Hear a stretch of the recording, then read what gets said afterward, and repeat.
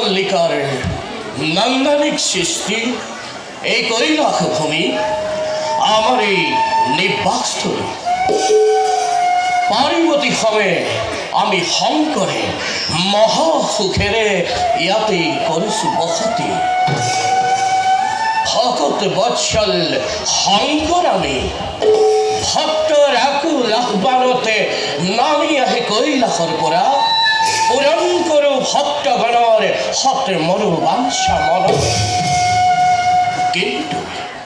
কিন্তু যেতিয়াই অধৰ্মৰ কাল বিভীষিকাই গ্ৰাস কৰে এই বিনন্দীয় সৃষ্টি, মুহূৰ্ততে পৰিহৰি সম্যৰূপে ৰুদ্ৰ ৰুদ্ৰ ৰুদ্ৰ ৰূপে মই পাপী গণক কৰোঁ বিৰাট।